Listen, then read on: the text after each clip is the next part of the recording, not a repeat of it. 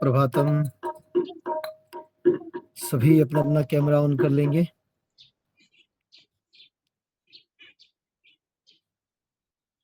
आइए आज की कक्षा में प्रवेश करते हैं। आज हम पढ़ने जा रहे हैं संध्योपासन विधि। दरवाजा बंद करके आवाज आ रही है बाहर से। उनको बोलो भी आवाज नहीं करनी। तबला नहीं बजाओ, भी बोलो थोड़ा रुक जाओ, 6:30 बजे तक।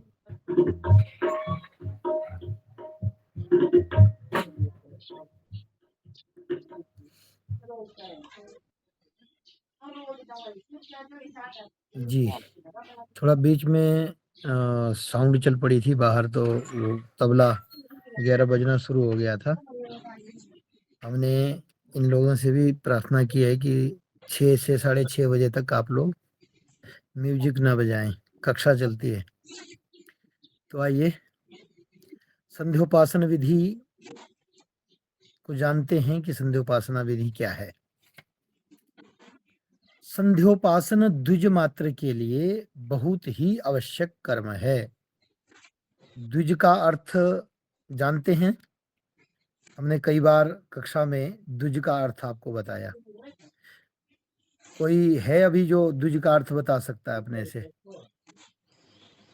अगर है तो हैंड रेज करेंगे। द्विज किसको बोलते हैं?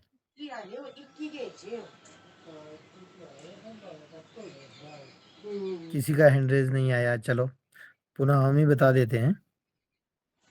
द्विज कहते हैं जिसके संस्कार हो चुके होते हैं।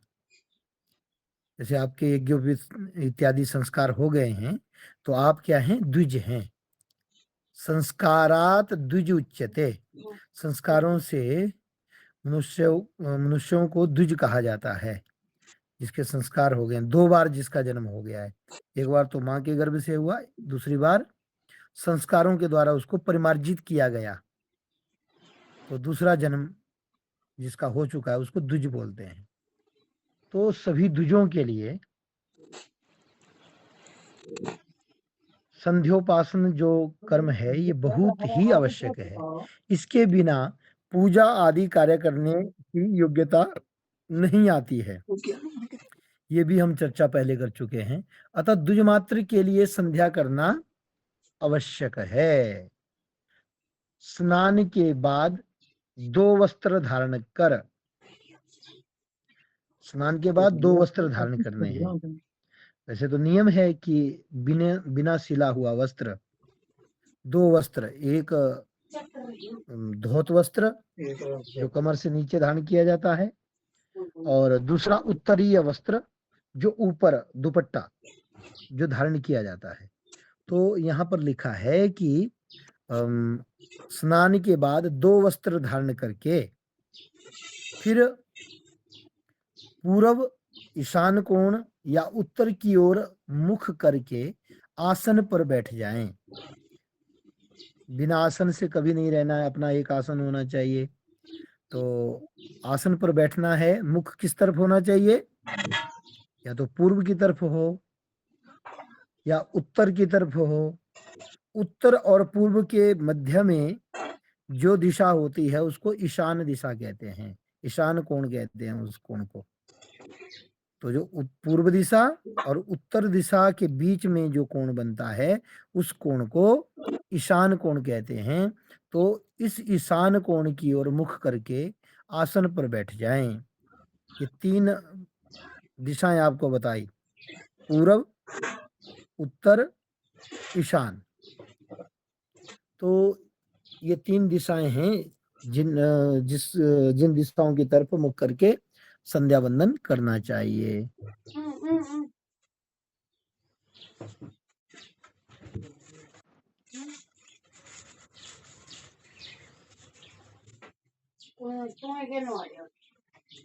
जी, अगली बात कहते हैं कि आसन की ग्रंथि उत्तर दक्षिण की ओर हो। आसन की जो ग्रंथि होती है, मुख होता बुना जाता है ना आसन को। आपके पास जो आसन है उसके एक साइड में ग्रंथियां जैसी लगी होंगी या धागे आगे को निकले होंगे, अगर ग्रंथि भी नहीं लगी है तो आसन जो है या तो उत्तर की तरफ उसकी ग्रंथि होनी चाहिए, दक्षिण की तरफ, उत्तर दक्षिण की ओर। तो आगे की तरफ ऐसे नहीं बिछाना है, ऐसे को बिछाना है। और उसके बाद तुलसी रुद्राक्ष आदि की माला धारण कर लें। जब आप संध्या वंदन में बैठते हैं तो इस प्रकार की तुलसी या रुद्राक्ष की माला आपको गले में धारण करनी चाहिए। वैसे तुलसी रुद्राक्ष इत्यादि का नियम होता है धारण करने का, उसके बाद भी नियम पालन करने पड़ते हैं। वैसे तो आपको नियम पालन करने ही चाहिए। अगर लगे आपको कि हम उतने नियम पालन नहीं कर पाते हैं तो फिर संध्या के बाद उसको उतार करके पूजा में ही रख सकते हैं। लेकिन गले में क्या करना है, तुलसी या फिर रुद्राक्ष की माला धारण करनी चाहिए। तो यहाँ पर लिखा है कि संध्या पूजा में जो रुद्राक्ष या तुलसी हम धारण करते हैं उसका जो आकार है, उसके मनके का जो आकार है, जिसमें मणियां लगी है, मणियां अर्थात मनके, जो मनके उसमें पिरोए जाते हैं वो मनकों का साइज क्या होना चाहिए, आंवले के बराबर। अब आंवला आजकल बड़े वाला भी चल पड़ा है, बहुत बड़ा भी होता है एक आंवला, हाइब्रिड जो होता है। एक जो सामान्य आंवला होता है उस आंवले के आकार की, और उस माला में जो आपको गले में धारण करनी है, जिसका हम जप करते हैं, उसमें 108 मन का होता है, सुमेरु 9वां होता है। 108 मन का जपने के लिए होता है और सुमेरु 109वां होता है उसमें। लेकिन ये जो गले में धारण की जाती है रुद्राक्ष की माला या तुलसी की माला, इसमें 32 मणियां होनी चाहिए। इस माला को कंठी रूप में धारण करने का विधान है। अच्छा जी, और एक और बात आई थी अभी कि द्विजमात्र को संध्या करना परम आवश्यक है। और कई बार ऐसा हो जाता है कि हमारे पास समय नहीं है, कुछ ऐसी परिस्थिति बन जाती है कि समय नहीं है, या हम रोग में हैं, या कुछ ऐसा हो गया है कि हम इतना समय संध्या को नहीं दे सकते हैं। अगर हम सूतक पातक में भी हैं तो भी हमें मानसिक संध्या करनी चाहिए, जल इत्यादि का प्रयोग नहीं करना है, बस ध्यान में बैठना है और ध्यान में ही मानसिक संध्या कर लेनी चाहिए। लेकिन फिर भी अगर उतना समय नहीं है तो अगर आप फिर भी इस दोष से बचना चाहते हैं, संध्या के दोष से बचना चाहते हैं, जैसे हमने आपको पहले भी कहा था कि देखिए आप लोग अभी संध्या नहीं जानते हैं, लेकिन यज्ञोपवीत के बाद अगर संध्या नहीं करते हैं तो दोष लगता है। दोष से बचने के लिए आपको एक हमने शॉर्टकट बताया था, यहाँ पर भी फुटनोट में वही बताया गया है कि जिसके पास संध्या करने के लिए समय का अभाव हो तथा संध्या के मंत्र भी याद न हो, वे कम से कम क्या करें, आचमन करें, 3 बार आचमन करें, गायत्री मंत्र से प्राणायाम कर लें, पूरक पहले दाहिनी नासिका को अंगूठे से दबाना, आगे आएगा, चलो उधर ही बताएंगे। तो प्राणायाम कर लें तथा गायत्री मंत्र से 3 बार सूर्य को अर्घ दे दें और करमाला करें। करमाला पर कम से कम 10 बार तो गायत्री को जपें। इसमें मुझे नहीं लगता कि 2 मिनट लगेंगे, 2 मिनट में ये सारी संध्या हो जाएगी। तो ये अगर आपके पास समय नहीं है तो 2 मिनट ही लगाइए, लेकिन संध्या को कीजिए। अच्छा जी, तो फिर रुद्राक्ष इत्यादि माला धारण कर लें, दोनों अनामिकाओं में पवित्री धारण कर लें। जो हमारी अनामिका उंगलियां हैं, दाहिने हाथ की अनामिका में भी पवित्री धारण करनी है और बाएं हाथ की अनामिका में भी पवित्री को धारण करना है, जैसे आपको मार्कंडे में पवित्रियां धारण करवाई गई थी। यहाँ पर कुछ लोग तो कर्मकांड से जुड़े हुए हैं, कुछ लोगों के माता पिता कर्मकांड को जानने वाले हैं, पिता लोग। तो लेकिन कुछ लोग ऐसे भी हैं जो कर्मकांड नहीं जानते हैं, या उनका परिवार का कोई भी वास्ता कर्मकांड से नहीं है। तो उनके लिए फिर हमें थोड़ा विस्तार से बताना पड़ता है कि पवित्री क्या है। पहले भी पवित्रिका के विषय में आपको पढ़ाया गया है। तो समझें, जो पवित्री आपको धारण करवाई गई थी वो दोनों हाथों में धारण करनी है। उसके बाद गायत्री मंत्र पढ़ करके शिखा को बांध लें। अभी बहुतों की शिखाएं छोटी होंगी, बांध नहीं सकते हैं, तो स्पर्श कर लें, गायत्री मंत्र का उच्चारण करें और शिखा का स्पर्श कर लें। तो फिर तिलक लगा लें। फिर हमें क्या करना है, तिलक लगाना है। और तिलक लगाने के बाद फिर आचमन करना है। और यहाँ पर आचमन का मंत्र बताया गया है। आप मेरे साथ बोलेंगे, ओम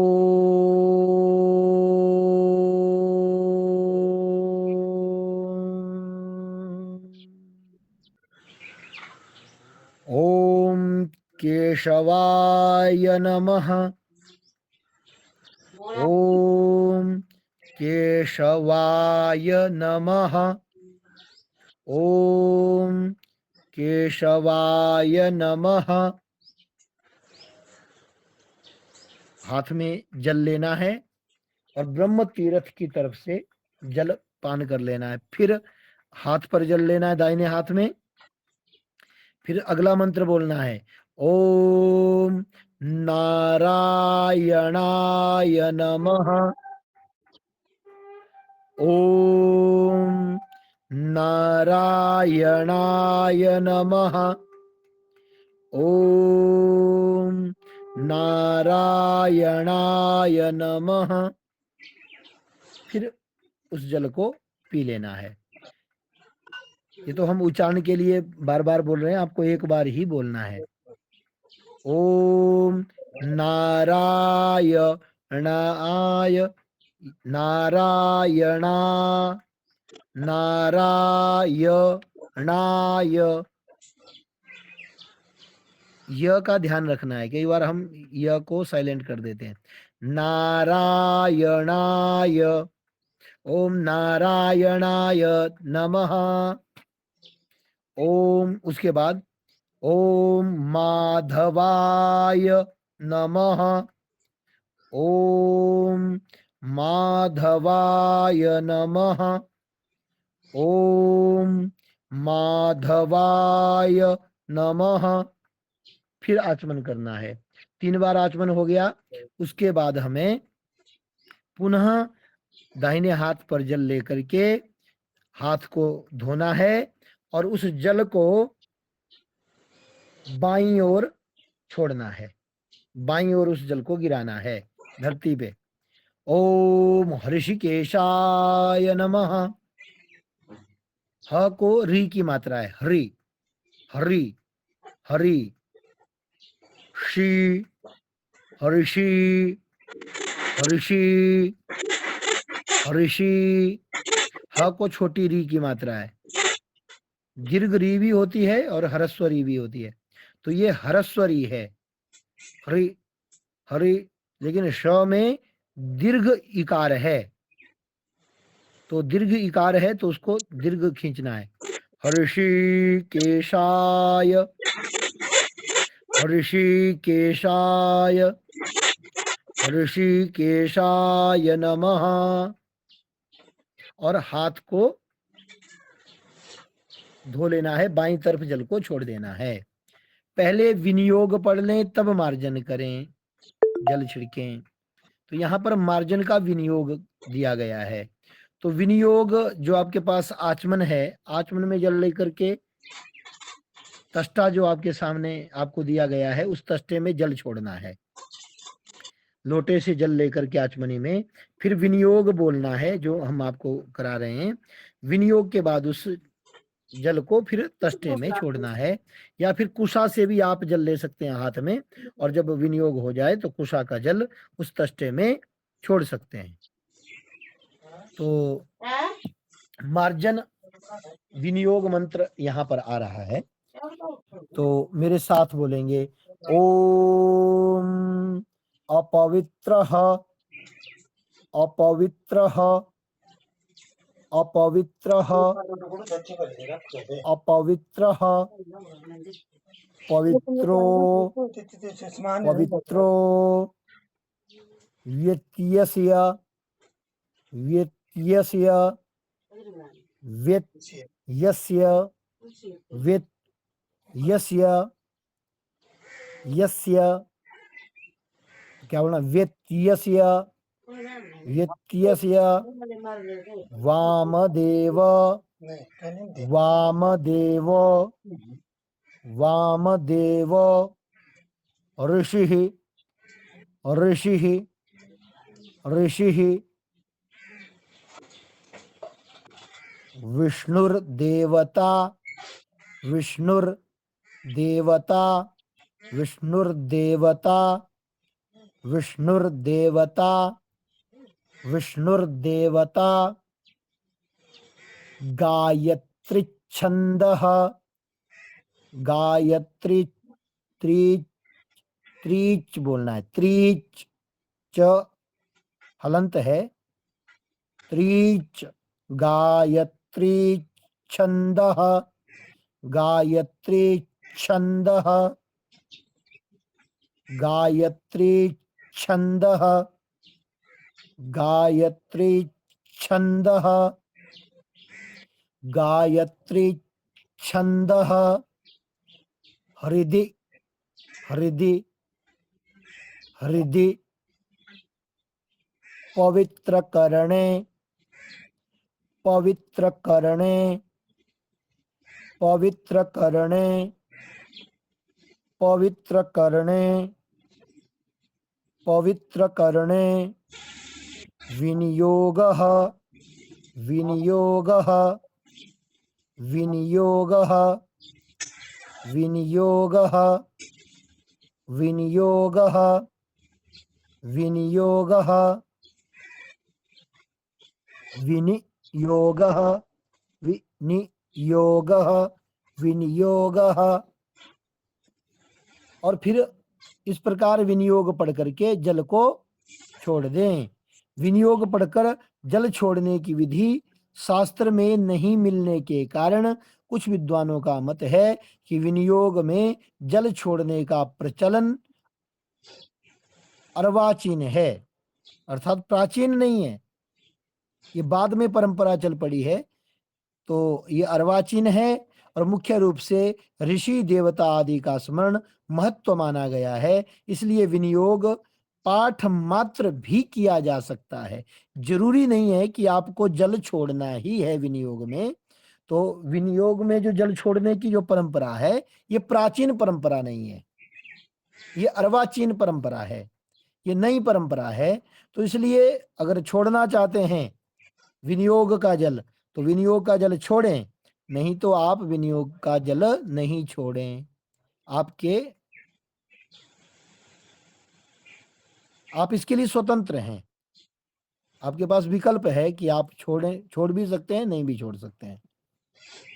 तो आइए फिर शरीर पर और जो आपकी पूजन सामग्री है, संध्या की सामग्री है, जो पुष्प दुर्वा इत्यादि आपने संध्या करने के लिए इकट्ठा किया है, तो आप उस पर जल छिड़कें और अपने ऊपर भी जल छिड़कें। सामग्री को भी शुद्ध करें इस मंत्र के द्वारा और अपने आप को भी शुद्ध करें। मंत्र है ओम अपवित्रः। शायद ये मंत्र हमने पहले भी पढ़ लिया है क्या? हाँ, तो पढ़ लिया, इसको जल्दी से निकालते हैं। ओम अपवित्रः पवित्रो वा सर्वावस्थां गतोऽपि वा सर्वावस्थां गतोऽपि वा सर्वावस्थां सर्वावस्थां सर्वा, फिर उसके बाद क्या है वस्थां वस्थां सर्वावस्थां सर्वावस्थां सर्वावस्थां गतोऽपि वा यह यह यह यह स्मरेत यह स्मरेत यह स्मरेत पुंडरीकाक्षं पुंडरीकाक्षं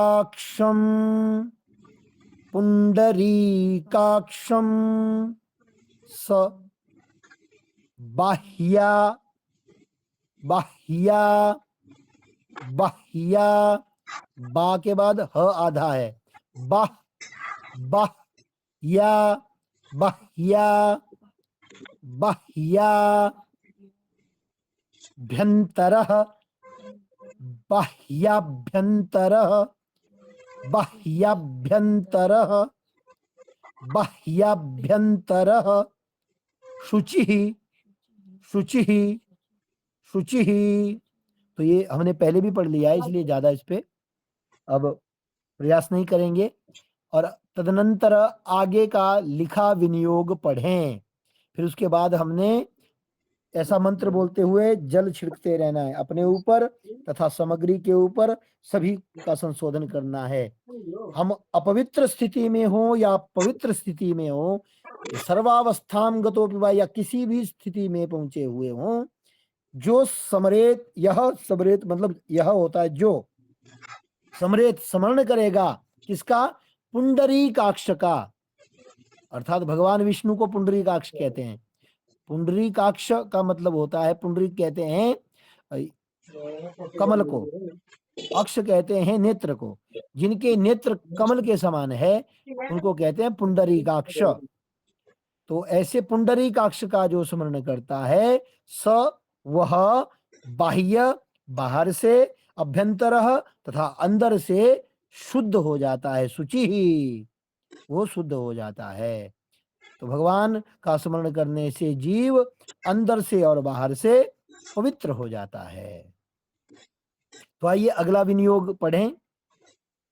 ओम पृथ्वीति पृथ्वीति मंत्रस्य मंत्रस्य मंत्रस्य मेरुपृष्ठ मेरुपृष्ठ मेरुपृष्ठ मेरुपृष्ठ ऋषिः ऋषिः ऋषिः सूतलम सुतलम सुतलम, सु छोटा है, सुतलम सुतलम सुतलम सुतलम छंदः छंदः सुतलम छंदः सुतलम छंदः कूर्मो कूर्मो देवता आसन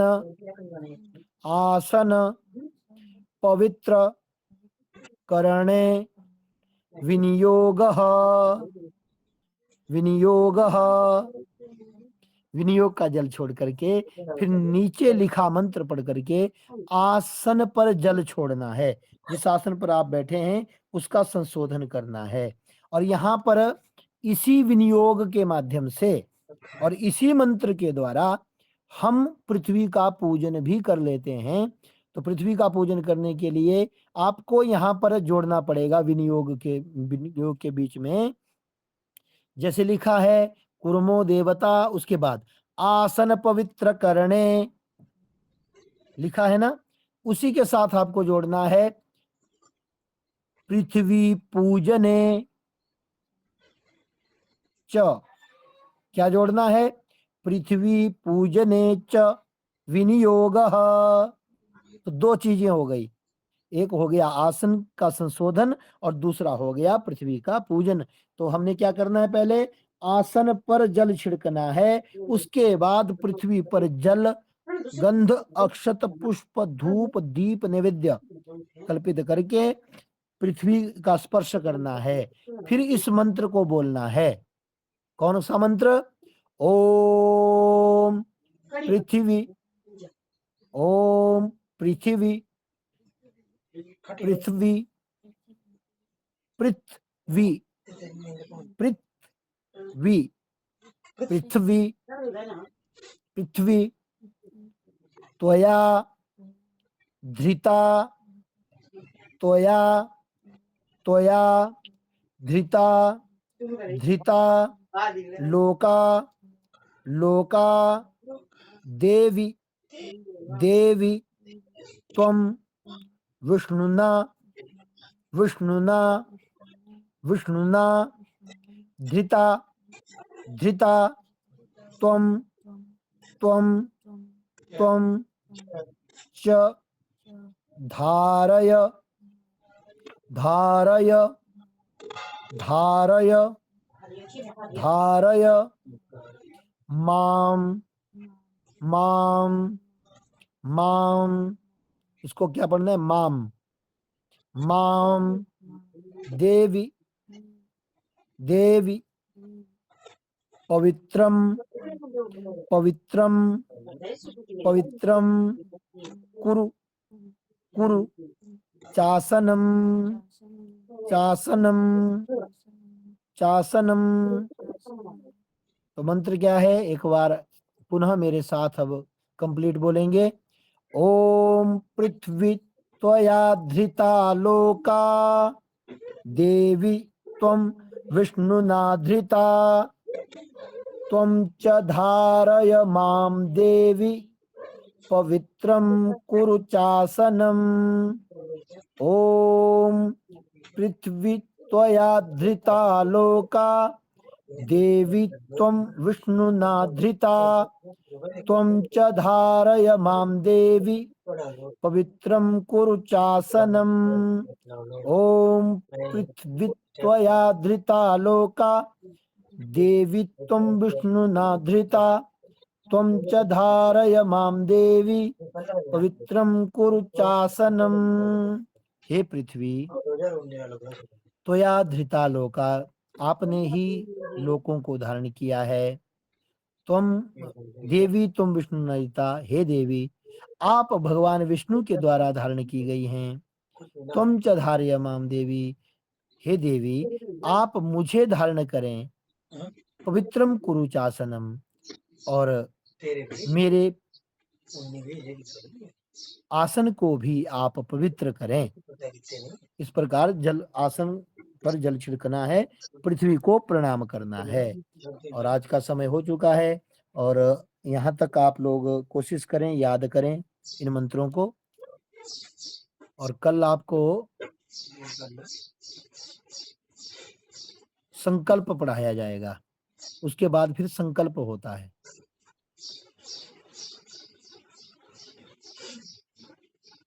तो ठीक है, आज की कक्षा को यहीं पे संपन्न करते हैं। तो प्रभातम, जय जय श्री सीताराम।